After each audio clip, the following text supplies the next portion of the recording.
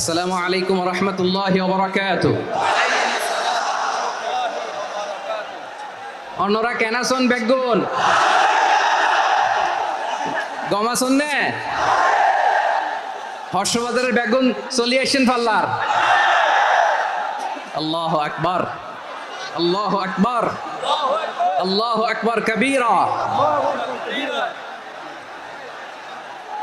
প্রিয় ভাইরা, আপনারা সবাই ভালো আছেন? সবাই ভালো আছেন আপনারা? অনেক কষ্ট হয়েছে আপনাদের আমি জানি, আর অল্প সময় একটু কষ্ট দিব। সকাল 10টা থেকে রাত 10টা পর্যন্ত 12 ঘন্টার একটা প্রোগ্রাম। এই তো 10টা বাজতে আর অল্প কিছু সময় বাকি, আমি শেষ করে দেবেন। 3 দিন আগে আসছো? আচ্ছা, মাশাআল্লাহ মাশাআল্লাহ। পেকুয়ার প্রোগ্রাম আজকে ইতিহাস হয়ে থাকবে ইনশাআল্লাহ। প্রায় দীর্ঘ 5 বছর পর যে তাফসিরুল কোরআনের প্রোগ্রাম দিয়ে এবছর আমরা প্রোগ্রাম শুরু করছি, সেই প্রোগ্রামে আপনারা জয়েন করেছেন। আপনাদের সবাইকে অন্তরের অন্তঃস্থল থেকে শুভেচ্ছা জানাই। আমি অন্তরের অন্তঃস্থল থেকে শুভেচ্ছা জানাতে চাই আমার প্রিয় সাংবাদিক বন্ধুদের, electronics media, printing media, YouTuber ভাইদের।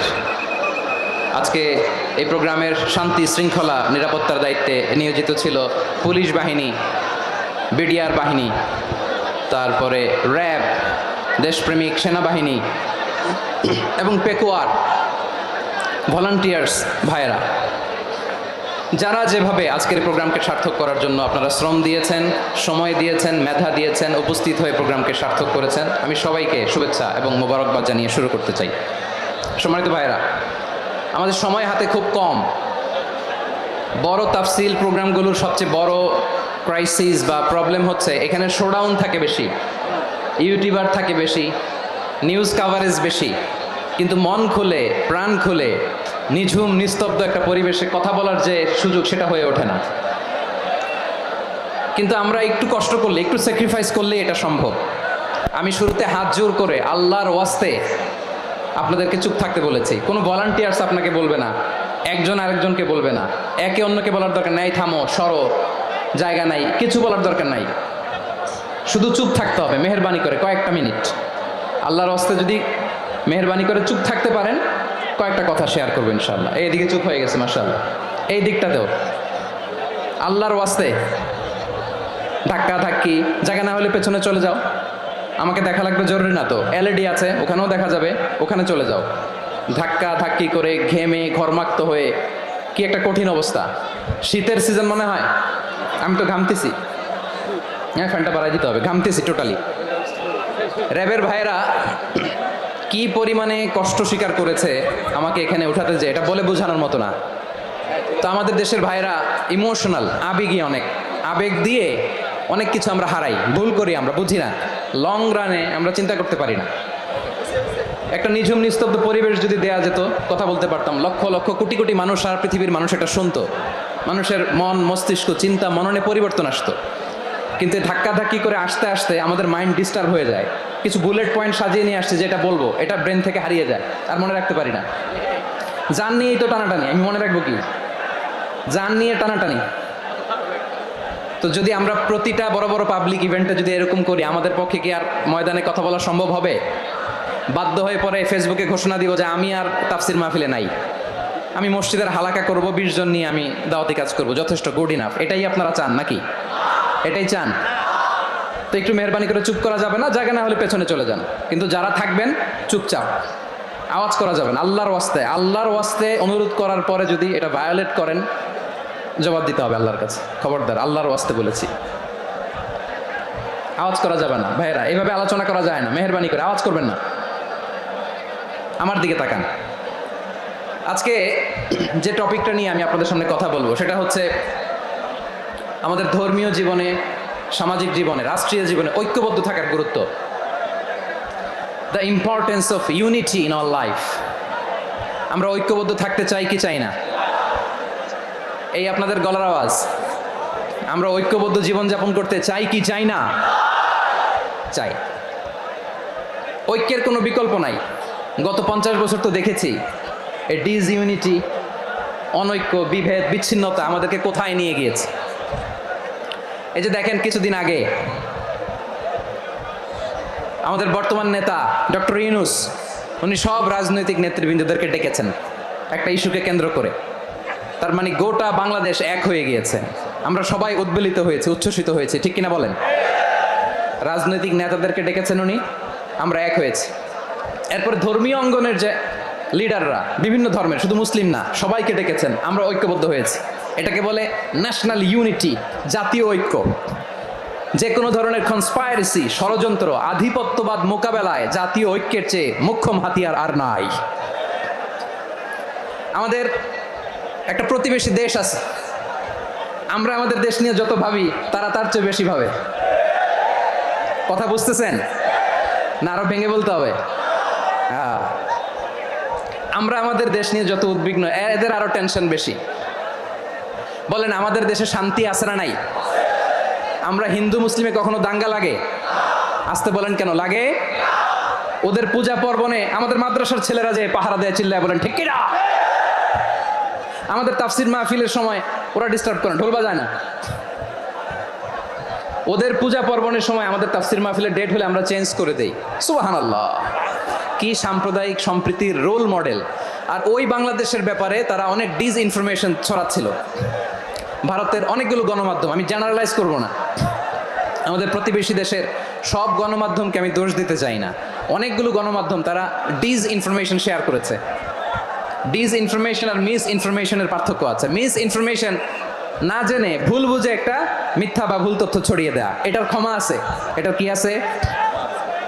আর ডিসইনফরমেশন মানে ইচ্ছা করে, প্ল্যান করে, ম্যাপ করে, ছক এঁকে মিথ্যা, গুজব, রটনা সোশ্যাল মিডিয়ায় ছড়ানো, এটার ক্ষমা আছে? আওয়াজ করে বলেন ক্ষমা আছে? ভারতের কিছু গণমাধ্যম তাই করেছে, আমরা ব্যথিত হয়েছি, আমাদের হৃদয়ে রক্তক্ষরণ হয়েছে। আমাদের প্রতিবেশী দেশকে বলতে চাই, আমাদের দেশ নিয়ে আপনাদের ভাবার দরকার নাই, নিজের চরকায় তেল দেন, নিজের দেশ নিয়ে ভাবেন। গত মাসের ভয়েস অফ আমেরিকার রিপোর্ট, বাংলাদেশে সংখ্যালঘু জনগোষ্ঠী আগের চেয়ে বেশি নিরাপত্তা পাচ্ছে। Report voice of America, Muslim report নাকি? মুসলিম জরিপ, ভয়েস অফ আমেরিকা। কথা বোঝে নাই বোধহয়। ভয়েস অফ আমেরিকা কি আমাদের রিপোর্ট? না, ভয়েস অফ আমেরিকার জরিপ, বাংলাদেশের সংখ্যালঘু জনগোষ্ঠী আগের চেয়ে ভালো নিরাপত্তা পাচ্ছে। শুধু এখানেই শেষ না, মাইক্রোসফটের একটা জরিপ শোনাই আপনাদেরকে। তারা সারা পৃথিবীতে গুজব, ভুয়া আর মিথ্যা নিউজ ছড়ানোতে কোন দেশ সেরা একটা রিপোর্ট করেছে, এর মধ্যে 1 নম্বরে এসেছে ভারতের নাম। মাইক্রোসফট তো মুসলমানরা চালায় না? কথা বোঝে নাই বোধহয়। প্রতিবেশী দেশকে বলবো, আপনারা নিজের চরকায় তেল দেন, আপনারাও শান্তিতে থাকেন, আমাদেরকেও শান্তিতে থাকতে দেন। সব চেঞ্জ করা যায়, প্রতিবেশী চেঞ্জ করা যায় না। আমাদের ল্যান্ড তাদের ল্যান্ড, পাশাপাশি। আমরা চাই তারাও সুখে থাক, আমরাও সুখে থাকি, ঠিক কিনা? কিন্তু প্রতিবেশী হলে বন্ধুত্বপূর্ণ আচরণ করতে হয়। প্রতিবেশী যদি বন্ধু না হয়ে প্রভু হতে চায়, এরকম দানব প্রতিবেশী কেউ চায় না। ভারত যদি বন্ধুত্ব উপহার দেয়, আমরাও বন্ধুত্ব দিব, কি বলেন? তারা যদি বন্ধু সুলভ আচরণ করে, আমরাও বন্ধুত্ব উপহার দেব। কারণ আমাদের পররাষ্ট্র নীতি হচ্ছে সবার সাথে বন্ধুত্ব, কারোর সাথে বৈরিতা নয়। আলহামদুলিল্লাহ বলেন, কত চমৎকার পলিসি আমাদের। আমরা নির্বিবাদী, আমরা বাংলাদেশিরা শান্তিকামী, we are proud of that. এজন্য আমরা গর্ববোধ করি। আমাদের পররাষ্ট্র নীতি সবার সাথে বন্ধুত্ব, কারোর সাথে শত্রুতা নয়। তাই প্রতিবেশী দেশকে বলবো, আমার ভাইয়েরা, আপনারাও আমাদের ভাই, বন্ধুত্ব দিলে বন্ধুত্ব পাবেন। বন্ধুত্ব ইজ ওয়েলকাম, দাদাগিরি নয়। বন্ধুত্ব ওয়েলকাম, দাদাগিরি নয়, লাউড অ্যান্ড ক্লিয়ার। ভারত যদি বন্ধুত্ব দেখায়, বন্ধুত্ব পাবে। কিন্তু ভারত যদি বাংলাদেশে আধিপত্যবাদ বিস্তার করতে চায়, বাংলাদেশের 18 কোটি জনগণ সেটা রুখে দেবে। ভারত যদি গৌর গোবিন্দের ভূমিকায় নামতে চায়, দেশের 18 কোটি মুসলমান শাহজালালের ভূমিকায় নামবে।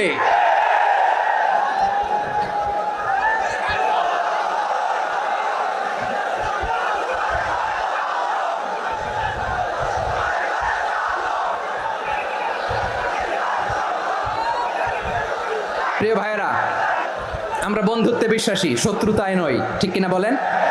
আল্লাহ আমাদেরকে বোঝার তৌফিক দান করুক। তাহলে এই যে তারা বলেছে এদেশে সংখ্যালঘুরা কষ্টে আছে, দুঃখে আছে, এটা কি ঠিক? বলেন, এটা কি ঠিক? না, তারা ডিসইনফরমেশন শেয়ার করেছে, এটা ঠিক নয়। আমার প্রতিবেশী বন্ধু রাষ্ট্রকে বলবো, আপনারা এটা করবেন না, এটা করবেন না। আমরা শান্তিতে আছি, আপনারাও শান্তিতে থাকেন, আমাদেরকেও শান্তিতে থাকতে দেন। এই যে চিটাগাংয়ের অ্যাডভোকেট আলিফ হত্যাকাণ্ডে গোটা বাংলাদেশ আমরা ধৈর্যের পরাকাষ্ঠা দেখিয়েছে, চিল্লায় বলেন ঠিক কিনা? আমাদের নেতা আমাদেরকে ডেকেছে, আমরা শান্ত থেকেছি। আমরা শান্ত থাকতে চাই, আমরা ঐক্যবদ্ধ থাকতে চাই, যে কোনো ষড়যন্ত্র রুখে দেওয়ার জন্য ঐক্যবদ্ধ প্রচেষ্টার কোনো বিকল্প নাই। তাই আজকের আলোচনার ছোট্ট একটা টপিক আমি শিরোনাম ঠিক করেছি, আমাদের জীবনে, সমাজ জীবনে, ধর্মীয় জীবনে, রাষ্ট্রীয় জীবনে ঐক্যবদ্ধ থাকার গুরুত্ব। এবার আওয়াজ করে পেকুয়ার ভাইয়েরা বলেন, আমরা ঐক্যবদ্ধ জীবনযাপন করতে চাই কি চাই না? আল্লাহ তাআলা সে নির্দেশনাই দিচ্ছেন। আল্লাহ তাআলা ইরশাদ করছেন, ওয়া'তাসিমু বিহাবলিল্লাহি জামিআন ওয়া লা তাফাররাকু ওয়াযকুরু নি'মাতাল্লাহি আলাইকুম إذ كنتم أعداء فألف بين قلوبكم فأصبحتم بنعمته إخوانا وكنتم على شفا حفرة من النار فأنقذكم منها كذلك يبين الله لكم آياته لعلكم تهتدون الله أكبر পড়েন। আল্লাহ বললেন, ও গোলামেরা শোনো, ওয়া'তাসিমু বিহাবলিল্লাহি জামিআ, ও আমার গোলামেরা সবাই মিলে আল্লাহর রশিকে আঁকড়ে ধরো। আল্লাহর রশি হলো ইসলাম, আল্লাহর রশি হলো কোরআন। আল্লাহ বললেন কোরআনকে আঁকড়ে ধরো, ইসলামকে আঁকড়ে ধরো। একা একা আঁকড়ে ধরলে চলবে না, জামিআ সবাই মিলে আঁকড়ে ধরো। এই আদেশটা আমাদের জন্য দান করেছেন কে? আল্লাহ তাআলার নির্দেশ, ওয়া'তাসিমু বিহাবলিল্লাহি জামিআ, সবাই মিলে আল্লাহর রশিকে আঁকড়ে ধরো। হাবলুল্লাহ মানে আল্লাহর রশি, হাবলুল্লাহ মানে কি? রশি। এই হাবলুল্লাহ আল্লাহর রশি বা আল্লাহর রজ্জু দ্বারা উদ্দেশ্য হচ্ছে ইসলাম। আল্লাহর রশি দ্বারা উদ্দেশ্য কি? তাফসিরে অনেক ব্যাখ্যা এসেছে। এরকম পরিস্থিতিতে তাফসিরের সূক্ষ্ম সূক্ষ্ম বিষয়গুলো আমরা শোনাতে চাই, কিন্তু পরিবেশ হয়ে ওঠে না। আল্লাহর রজ্জু বা আল্লাহর রশি দ্বারা উদ্দেশ্য হচ্ছে ইসলাম। আল্লাহর রজ্জু বা আল্লাহর রশি দ্বারা উদ্দেশ্য হচ্ছে কোরআন, কারণ কোরআন আমাদেরকে ঐক্যবদ্ধ করে, ইসলাম আমাদেরকে ঐক্যবদ্ধ করে। চিল্লায় বলেন ঠিক কিনা? এজন্য আল্লাহ বললেন, তোমরা আমার রশিকে আঁকড়ে ধরো, বিচ্ছিন্ন হয় না। আমার দেয়া নেয়ামতগুলো স্মরণ করো। যখন তোমরা ছিলে শত্রু, তোমাদের মধ্যে হৃদয়ে আমি আল্লাহ ভালোবাসা ঢেলে দিলাম, ফলে তোমরা সবাই ভাই ভাই হয়ে গেলে। তোমরা সবাই ছিলে জাহান্নামের কিনারায়, জ্বলন্ত অগ্নিকাণ্ডের পাশে। আমি আল্লাহ দয়া করে ঈমানের বদৌলতে তোমাদেরকে আগুন থেকে ফেরালাম। আমি আল্লাহ দয়া করে তোমাদেরকে জান্নাতের পথ দেখিয়ে দিলাম। সুবহানাল্লাহ পড়েন। এমন পথ দেখালাম যেই পথ তোমাদেরকে জান্নাতে নিয়ে যাবে, পথের দিশা তোমরা পাবে। লাআল্লাকুম তাহতাদুন। প্রিয় ভাইরা, তাহলে আমাদের যে ঐক্যবদ্ধ থাকতে হবে, এই নির্দেশটা কার? আল্লাহ। নাকি মন মতো আমি বানায় বলতেছি? আওয়াজ করে বলুন, নির্দেশটা কার? আল্লাহর। তাহলে আমাদেরকে ঐক্যবদ্ধ জীবনযাপন করতে হবে। প্রিয় ভাইরা, ইসলাম আমাদেরকে ঐক্যবদ্ধ করে। ইসলাম আমাদেরকে কি করে? সংঘবদ্ধ করে, ঐক্যবদ্ধ করে। বিচ্ছিন্ন হওয়া যাবে না। বিরোধ, বিচ্ছিন্নতা, মতানৈক্য, এগুলো আমাদেরকে ধ্বংস করে, আমাদেরকে দুর্বল করে। আর আমাদের ঐক্যবদ্ধ প্রচেষ্টা আমাদেরকে বিজয়ের দিকে এক ধাপ এগিয়ে নেয়। চিল্লায় বলেন ঠিক কিনা? এজন্য আল্লাহ বললেন, ওয়া'তাসিমু বিহাবলিল্লাহি জামিআ, তোমরা আল্লাহর রশিকে আঁকড়ে ধরো, তোমরা ঐক্যবদ্ধ জীবন যাপন করো, তোমরা বিচ্ছিন্ন হয়েও না। বিচ্ছিন্ন হইলে লস, ঐক্যবদ্ধ হলে সেখানে কল্যাণ আছে না নাই? মাইকে কি সমস্যা হয়েছে কোনো? এবার ঠিক আছে। প্রিয় ভাইরা, শেষ করে দেই না? তাইলে শেষ করে দিব তো। গত 2 দিন আগে এসে বসে আছেন, আর আমি আসার 20 মিনিটের মধ্যে উঠে যাচ্ছেন কেন? আর সহ্য হচ্ছে না? আর পারতেছেন না? হ্যাঁ, বসেন। যাদের খুব জরুরত তাদেরকে বের হইতে দেন। অনেকে সকাল থেকে বসে আছে, ওয়াশরুমে যেতে হবে, সারাদিন কিছু খায় নাই, পাগলের মতো বসে আছে। আমি জানি, সব রিপোর্ট আছে আমার কাছে। মেহেরবানি করে বিশৃঙ্খলা করবেন না, আল্লাহর ওয়াস্তে, আল্লাহর ওয়াস্তে। যাদের কষ্ট হচ্ছে বের হয়ে যান। আরো কয়েক মিনিট কথা বলে আমরা শেষ করব। আল্লাহর ওয়াস্তে, আল্লাহর ওয়াস্তে বলার পরেও এরকম বিশৃঙ্খলা করা মোটেও কাম্য নয়। প্রিয় ভাইরা, আল্লাহর ওয়াস্তে, এই শব্দটা কতবার ইউজ করেছি আমি, আল্লাহর ওয়াস্তে। আপনার বুক কাঁপে না? হ্যাঁ, ভয় হয় না আল্লাহর? একটু থামেন, একটু থামেন, মেহেরবানি করে, মেহেরবানি করে। এই তো, হ্যাঁ, মাশাআল্লাহ। আল্লাহর ওয়াস্তে। প্রিয় ভাইরা, ঐক্যবদ্ধ হতে হবে আমাদেরকে। আদেশটা কার? একটু আওয়াজ করবেন। ঐক্যবদ্ধ জীবন যাপন করতে হবে, আদেশটা কার? আমাদের আগে যে সমস্ত জাতিগোষ্ঠী ধ্বংস হয়েছে বিভেদের কারণে হয়েছে। বিশ্বনবী বলেন, বুখারীর বর্ণনা, ফা ইন্নামা আহলাকাল্লাযীনা মিন ক্বাবলিকুম কাসরাতু মাসাইলিহিম ওয়া ইখতিলাফুহুম আলা আমবিয়াইহিম। তোমাদের আগে ইহুদি নাসারারা যারা ধ্বংস হয়েছে, আমার গজবে উপনীত হয়েছে, দুইটা কারণ ছিল। নাম্বার 1, কাসরাতু মাসাইলিহিম, বেশি প্রশ্ন করত, প্রয়োজনে অপ্রয়োজনে নবীরে প্রশ্ন করে আটকাইতে চাইতো, এরকম ডাকাত ছিল তারা। 2 নাম্বার কারণ, ওয়া ইখতিলাফুহুম আলা আমবিয়াইহিম, ইখতিলাফ করার কারণে, বিভেদের কারণে, পারস্পরিক বিরোধে জড়ানোর কারণে তারা ধ্বংস হয়েছে। এখন বলেন, আমরা কি আল্লাহর গজব চাই? আমরাও কি তাদের মতো ধ্বংস হতে চাই? এজন্য আল্লাহ তাআলা সূরা আল ইমরানের 105 নম্বর আয়াতে বললেন, ওয়ালা তাকুনু কাল্লাযীনা তাফাররাকু ওয়াখতালাফু মিন বা'দি মা জাআহুমুল বাইয়িনাত ওয়া উলাইকা লাহুম আযাবুন আযীম। খবরদার, প্রমাণ পাওয়ার পরেও, দলিল নাজিল হওয়ার পরেও যারা বিরোধ করেছে, ইখতিলাফ করেছে, বিচ্ছিন্ন হয়েছে, খবরদার তোমরা তাদের মতো হয়ো না। যদি তাদের মতো হও তাহলে জেনে রাখো, ওয়া উলাইকা লাহুম আযাবুন আযীম, তাদের জন্য আমি মর্মন্তুদ শাস্তি প্রস্তুত করে রেখেছি। যারা বিচ্ছিন্ন হয়েছে, বিরোধ করেছে, তারা কারা? ইহুদি নাসারারা। এই আয়াতের তাফসীরে কাল্লাযীনা তাফাররাকু ওয়া ইখতালাফু, যারা বিচ্ছিন্ন হয়েছে, বিরোধ করেছে, তারা কারা? মুফাসসিরিন ইকরাম বলেছেন তারা ইহুদি নাসারারা। আওয়াজ করে বলুন তো, তারা কারা? ইহুদি নাসারারা। বিষ্ণু ঈসা ইসলাম সুনানে আবু দাউদ এবং তিরমিজির হাদিসে বলেন, ইফতারাকাতিল ইয়াহুদু আলা 71 ফিরকা, ইহুদিরা 71 দল হয়েছে। ইখতিলাফ করতে করতে কয় দল? সবাই বলে নাই, কয় দল? ওয়াফতারাকাতিন নাসারা আলা 72 ফিরকা, আর নাসারারা হয়েছে 72 দল। আওয়াজ করে বলুন তো, কয় দল? ওয়াসাতাফতারিকু হাযিহিল উম্মাহ বি73 ফিরকা। আর বিশ্বনবী আফসোস করে বলেন, আমার উম্মত হবে 73 দল। ইহুদি 71 দল, নাসারা 72 দল, আর আমার উম্মত, বুঝে থাকলে আওয়াজ করে বলেন। বিশ্বনবী বলেছেন, আমার উম্মত ভাগ হবে কয় দলে? কুল্লুহা ফিন্নার, সব জাহান্নামে যাবে, ইল্লা ওয়াহিদা, একটা দল ছাড়া। সাহাবারা বললেন, মান হিয়া ইয়া রাসূলুল্লাহ, সেই নাজাত প্রাপ্ত জান্নাতি দল কোনটা? আপনি কি আমাদের বলবেন না? আপনি মেহেরবানি করে একটু বলে দেন তারা কারা। বিশ্বনবী বললেন, মা আনা আলাইহি ওয়া আসহাবি, আমি এবং আমার সাহাবারা যেই মতের উপর, যেই পথের উপর আছে, এই মত এবং পথের উপর যারা থাকবে তারাই জান্নাতের দল হয়ে যাবে। যারা আমার মত, আমার সাহাবীর মত এবং পথ অনুসরণ করবে, তারাই জান্নাতে যাবে। তাহলে প্রিয় ভাইয়েরা, আমরা কি আর ইখতিলাফ করব? কাদা ছোড়াছুরি করব? করবেন না যে বোঝাই তো যাচ্ছে দৃশ্য দেখে। ধাক্কাধাক্কি যে আপনারা করবেন না। আপনাদের এই যে আমলনামা তো আমার কাছে আছে। পেকুয়ার ভাইয়েরা, এটা তো আমার ওয়ার্ম আপ প্রোগ্রাম। আমার বিভাগীয় প্রোগ্রাম হচ্ছে 8 বিভাগে 8টা। কয়টা? এটা কেন নিলাম? নেয়ামতুল্লাহ নিজামীর জ্বালা থেকে বাঁচার জন্য নিলাম। ওর জ্বালাতনে ও পারে না মালয়েশিয়া থেকে আমরা টেনে নিয়ে আস, চার্টার ফ্লাইট ভাড়া করে পারে না নিয়ে আস। এমন কোনো মাধ্যম নাই, এমন কোনো ওয়ে নাই সে ধরে নাই। আর তার কাছে আমার কাছে তার দাবিও আছে, কারণ এর আগে 2-3 বার আসার কথা ছিল, কয়েকবার এসে এসে ফিরে গেছি, অনুমতি হয় নাই। এখন দাবার গুটি পাল্টে গেছে, দাবার গুটি পাল্টে গেছে। এক মাঘে শীত যায় না, কিন্তু আমরা স্মরণে রাখি না, ভুলে যাই। এটাই বড় আফসোস প্রিয় ভাইরা। তো এটা ওয়ার্ম আপ প্রোগ্রাম, এটা ওয়ার্ম আপ উদ্বোধনী প্রোগ্রাম, বিভাগীয় প্রোগ্রাম আমার জানুয়ারি থেকে শুরু। তো যা যা করছেন আমার সাথে পেকুয়াতে সব কিন্তু বয়ান দিব, ওই জায়গায় সব বলে দিব পেকুয়াবাসী কি করছে। আমি তো ভাবছি পেকুয়ার জেনারেশন জি আমাকে এমনভাবে রিসিভ করবে, আমার কোনো ব্যাক পেতে হবে না, কষ্ট পেতে হবে না। আমাকে স্মার্টলি তারা স্টেজে রিসিভ করবে, স্মার্টলি তারা সেফ এন্ট্রি সেফ এক্সিট দিবে। তো বাস্তবে তো উল্টা, একেবারে উল্টা।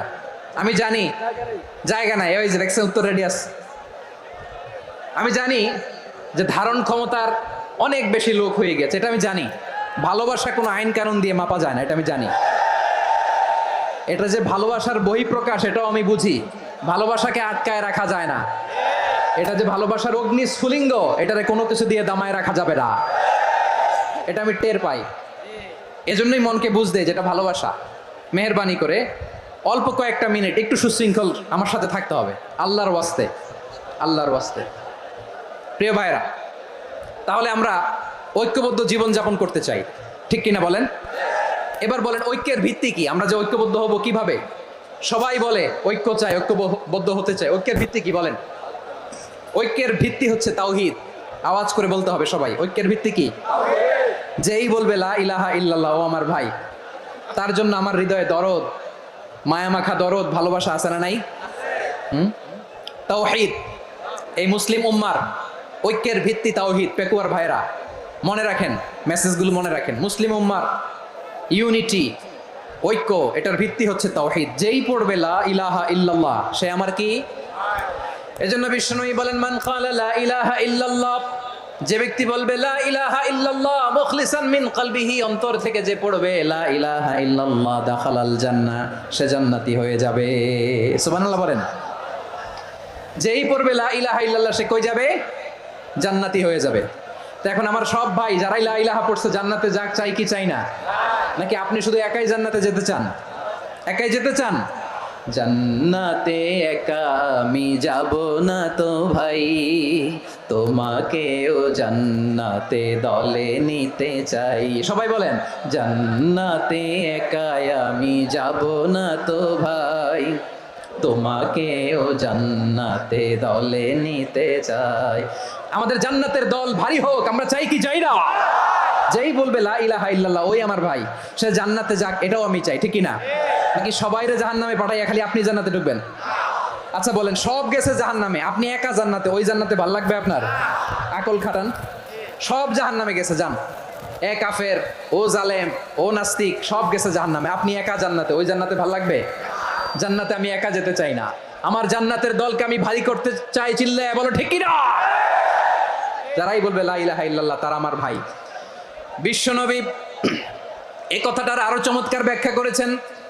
তিনি বলেন, মান সাল্লা সালাতানা ওয়াস্তাকবালা কিবলাতানা ওয়া আকালা যাবিহাতানা ফাযালিকাল মুসলিম লাহু যিম্মাতুল্লাহি ওয়া যিম্মাতু রাসূলিহি ফালা তুখফিরুল্লাহা ফি যিম্মাতিহি। বিশ্বনবী তিনটা ক্রাইটেরিয়া শুনিয়ে দিলেন। তিনি বললেন, মান সাল্লা সালাতানা, যে ব্যক্তি আমাদের মতো নামাজ পড়ে, ওয়াস্তাকবালা কিবলাতানা, আমাদের কিবলারে কিবলা মানে, ওয়াকালা যাবিহাতানা, আমাদের জবাই করা পশু খায়, ফাযালিকাল মুসলিম, সেই মুসলমান। সুবহানাল্লাহ। আমার মতো নামাজ পড়ে মানে কি? তার ডিভাইন অ্যাক্টিভিটি আমার মতো, তার ইবাদতের সিস্টেম আমাদের মতো। ওয়াস্তাকবালা কিবলাতানা মানে কি? আমার যে ডাইরেকশন, তারও একই direction, to the direction of কাবা। আল্লাহু আকবার। কাবার দিকে হয়ে সে নামাজ পড়ে।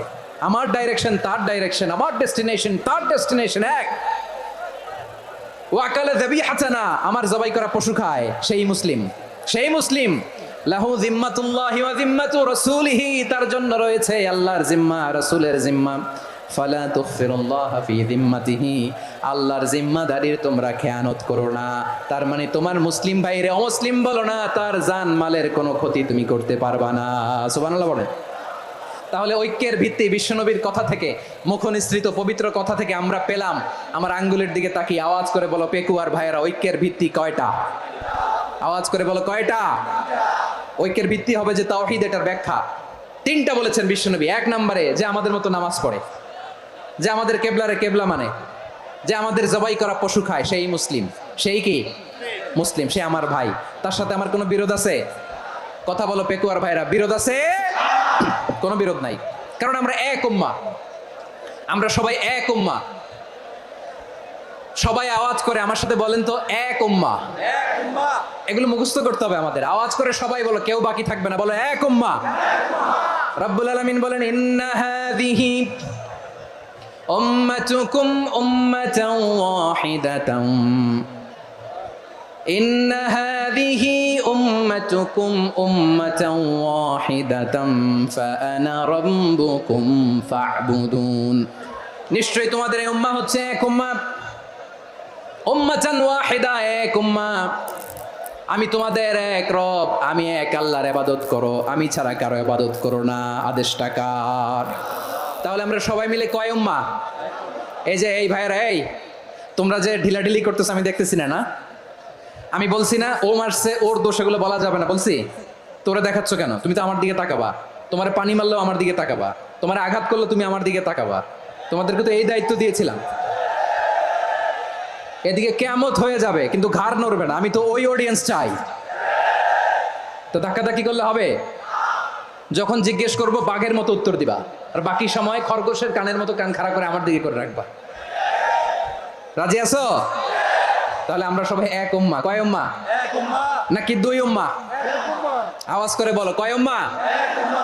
এক উম্মাহ। শুধু এক উম্মাহই না, শুধু এক উম্মাহই না, শুধু আমরাই না, আমাদের সবার দিন একটা। আওয়াজ করে বলো, কয়টা? বিশ্বনবী বলেন, আল আম্বিয়া ইখওয়াতুন লিআল্লাত, নবীরা হচ্ছে বৈমাত্রেয় ভাইয়ের মতো।